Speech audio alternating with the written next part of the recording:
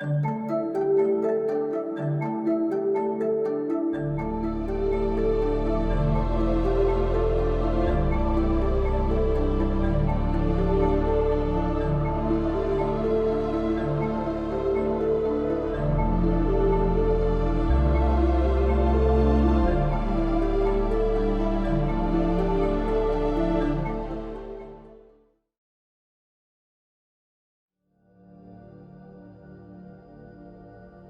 Crescent Nebula is an emission nebula located in the constellation Cygnus. It was discovered by William Herschel in 1792. It has an apparent magnitude of 7.4 and lies at an approximate distance of 5,000 light-years from Earth. The nebula occupies an area of 18 by 12 arc-minutes of apparent sky. It has the designation of NGC 6888 in the New General Catalog. The Crescent Nebula lies about 2.7 degrees southwest of Saturn, Gamma Cygni, the central star of the Northern Cross. It is a faint object, about 26 light-years across. The nebula has a low surface brightness and can only be seen in a telescope of at least 8 inches in aperture. In smaller telescopes, it appears as a nebulous patch, while larger instruments reveal the crescent shape. The nebula's shape also resembles that of the Euro sign, which is why NGC 6888 is sometimes also known as the Euro sign nebula. The star responsible for the nebula's shape and glow is the Wolf-Rayet star, WR136. The nebula is formed by the star's fast, powerful stellar wind that collides with the slower wind ejected by the star about 250,000 years ago, when WR136 expanded to become a red giant. The collision has produced a dense shell, which continues to expand at a speed of 80 kilometers per second, and 2 shock waves. One shock wave is moving outward from the shell and producing the green filamentary structure visible in images, while the other is moving inward to create a bubble of gas that is heated by X-ray emitting temperatures. The hot gas emitted by the star moves at speeds of 2,000 to 3,000 kilometers per second, and the star sheds about a solar mass of material every 10,000 years. Well, hello. Oh boy, thanks for tuning in.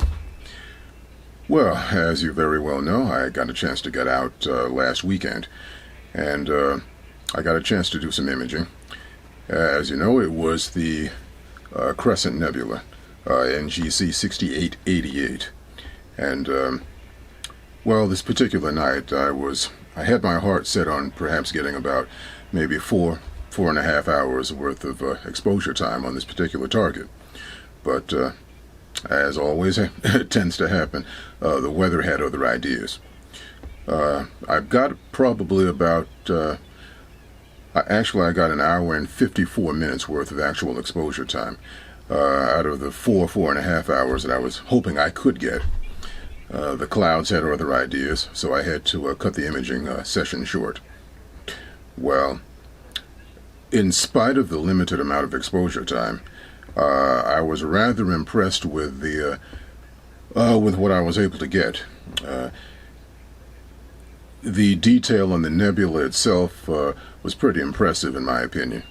Now, of course, the one thing that's lacking because of the lack of exposure time is getting really good detail in the nebulosity that's actually surrounding the nebula itself.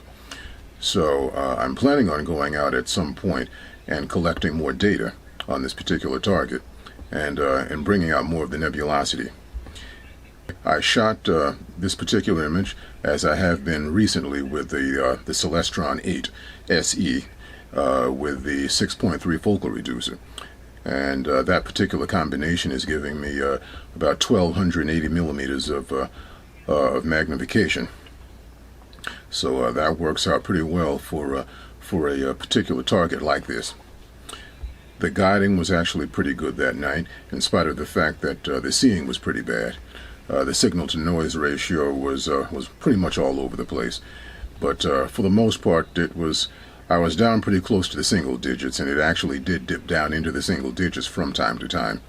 But overall, the image came out pretty well, and I'll be showing you that briefly. Right, as we all know, nebula season is pretty much coming into full swing now. Now, from my backyard, I have a somewhat of a limited view of certain things, like a lot of people do that shoot from our backyards. But it's not as bad as a lot of people. I actually have a view that's probably from about northeast to about southwest.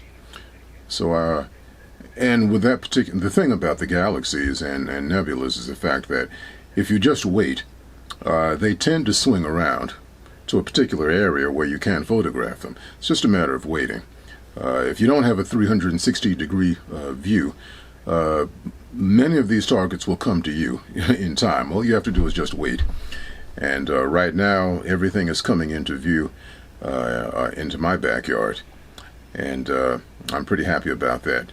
And most of these targets are pretty high, and which is going to maximize my exposure time on these particular targets. So I'm looking forward to getting out and getting some more in. Now, I did get out actually. Let's see. Today is I got out on the 28th, which was actually last night, and I shot the Bubble Nebula. And I was able to get about a little more than 4.5 hours worth of exposure time on that particular target. So that came out pretty well. I haven't finished the processing on it yet, but that's actually going to be the next video that I'm going to be posting once everything is taken care of with the processing. So, well, once again, thank you for tuning in. Without further ado, here's the finished image. All right, I hope you enjoy it. And as always, until next time.